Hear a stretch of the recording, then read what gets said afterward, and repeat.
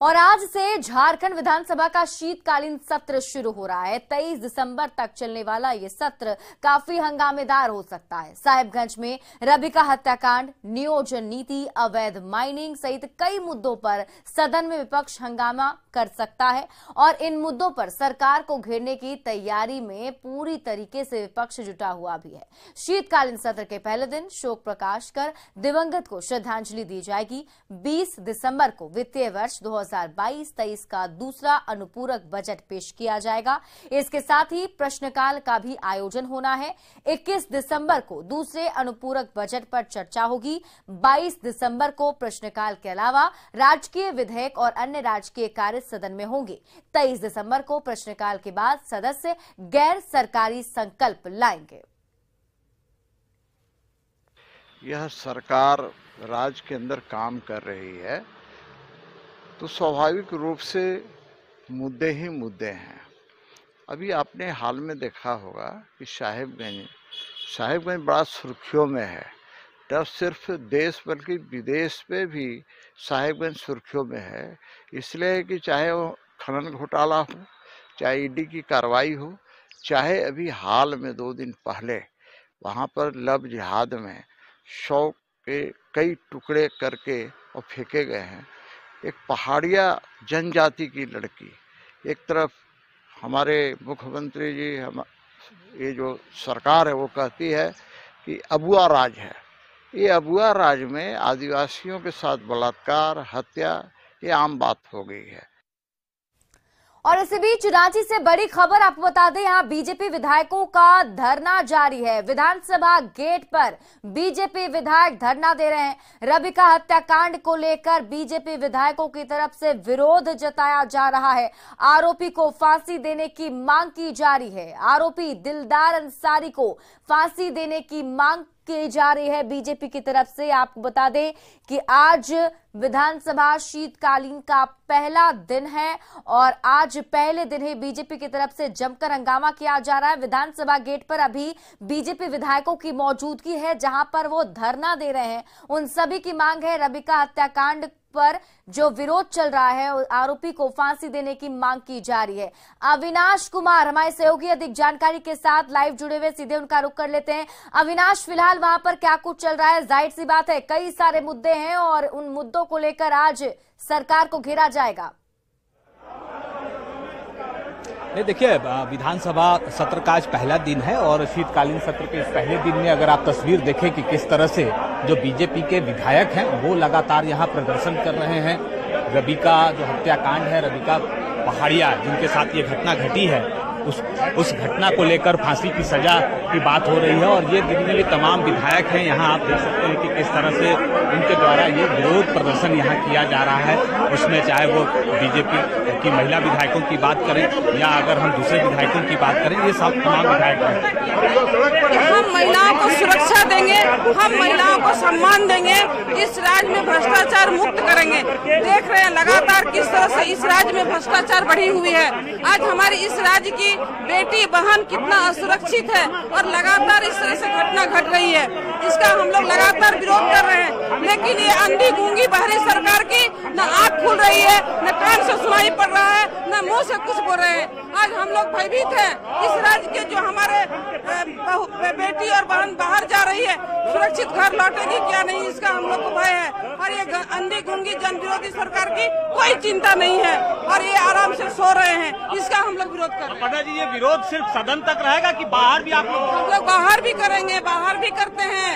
जब ब्लॉक में और कहीं भी धरना प्रदर्शन, ये सरकार का भ्रष्टाचार और महिला जो के साथ जो अन्याय अत्याचार, लगातार हम लोग सड़क से लेकर सदन तक इस आंदोलन हम लोग करेंगे। अमर जी, ये बातें हो रही है कि इसको लेकर एक कठोर कानून बननी चाहिए और न सिर्फ झारखंड बल्कि पूरे देश में।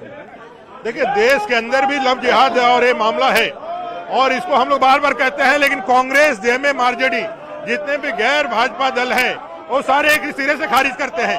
सुप्रीम कोर्ट को भी आपने सुना होगा, उन्होंने भी कहा कि धर्मांतरण जो है, मतांतरण है और राष्ट्रीय सुरक्षा के प्रति एक बहुत बड़ा खतरा है। और संथाल परगना का पूरा डेमोग्राफी चेंज हो गया है। किस तरह से मुस्लिम तुष्टीकरण के कारण लोग सुरक्षा के साथ साथ बेटियों के जीवन को भी खतरे में डाल रहे हैं। क्या ये घटनाएं वहां घटित हुई है? सदन चलेगा कि नहीं इस बार शीतकालीन?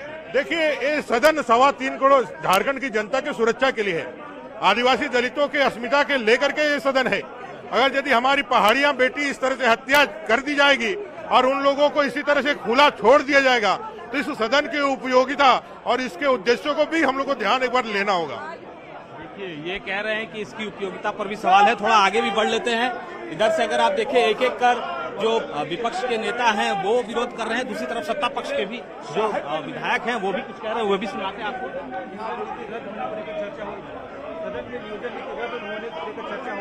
ये सदन देख रहे हैं इन लोगों का क्या, सभी मुद्दों पर चर्चा करने के लिए तैयार है सरकार। मित्रेश जी, कहा जा रहा है कि जो दोषी है उनको फांसी दिया जाए, मांग हो रही है।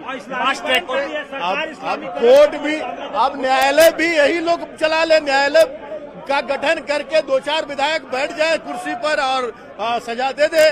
सजा देखिए, हम लोग ऐसे कुकृत्य के लिए फांसी से भी बड़ी सजा हो तो उसकी मांग करते हैं। वो कहते हैं क्या, हम कहते हैं कि फांसी से भी बड़ी सजा। वैसे विकृत मानसिकता के लोगों के लिए इस समाज में, इस दुनिया में, इस देश में किसी तरह का कोई स्थान नहीं है। उससे भी बड़ी सजा की हम मांग करते हैं। मांग हो रही है कि सरकार जो है कोई कठोर कानून बनाए राज्य के अंदर। किस तरह का कठोर?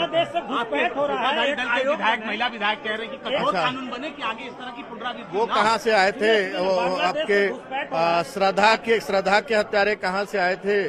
आज चिन्मयानंद का मामला भी इनसे पूछना चाहिए।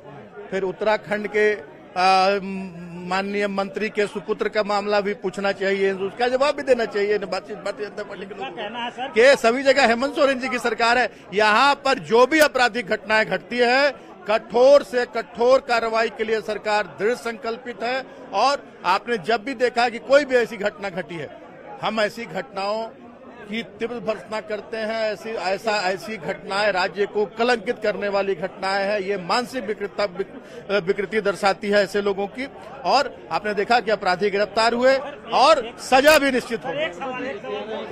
अपराधी गिरफ्तार भी हुए हैं और सजा भी सुनाई जाएगी।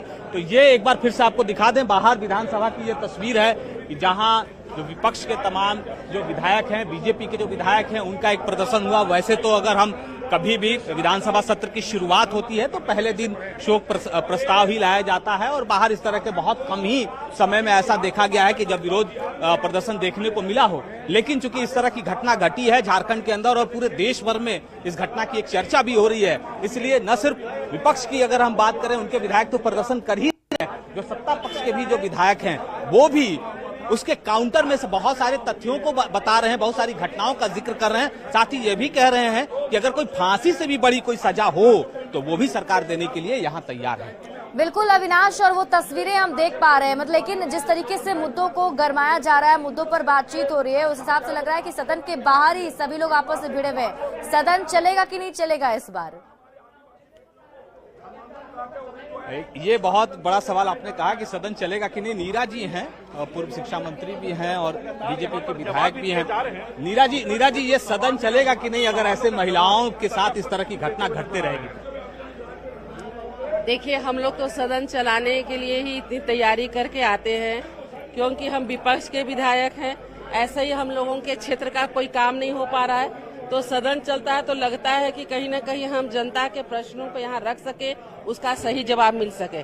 लेकिन जिस प्रकार अभी आपने देखा कि साहेबगंज के बोरियो विधानसभा में जिस प्रकार की कुकृत्य हुआ है, जो घटना घटी है, दिल दहलाने वाली घटना घटी है, तो क्या उससे लगता है कि लॉ एंड ऑर्डर सही जगह पे है?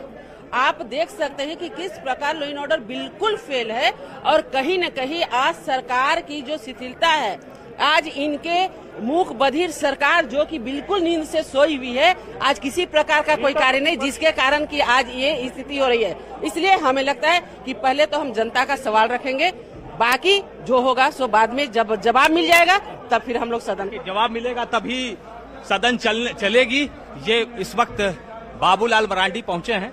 बाबूलाल जी से भी जानकारी जरूर लेंगे कि आप लोग लगातार कह रहे हैं कि झारखंड की डेमोग्राफी चेंज हो रही है और खासतौर से संताल को टारगेट किया जा रहा है। अभी जो घटना हुई इस पर सर प्रतिक्रिया जाएगी आपको? बाबूलाल जी थोड़ा सा ऐसे बस ठीक है सब हो गया सर बोलिए सर, थोड़ा माइक नीचे भैया। देखिए, हमने तो बार बार कहा झारखंड के बारे में जो स्थिति आज पैदा हुई, क्योंकि जिनका काम था राज्य की सुरक्षा और पुलिस का काम था कानून व्यवस्था को बनाए रखना, अपराधियों को पकड़ना, जेल में डालना और उनको सजा देना। लेकिन हेमंत सोरेन की सरकार ने पुलिस को एक टूल्स की तरह उपयोग कर रहे हैं, वसूली में लगा रखे हैं और सरकार के विरोध में अगर कोई आवाज उठाते हैं तो फिर उस आवाज को दबाने के लिए उनको तरह तरह के फंसाना, जेल में डालना, मात्र इसी काम में लगे हुए। और इस कारण से इस राज्य में अपराधी बेखौफ होकर के अपराध कर रहे हैं। और संथाल परगना की जहां तक सवाल है तो मैं कहूंगा कि आपने थोड़े दिन पहले देखा दुमका के और फिलहाल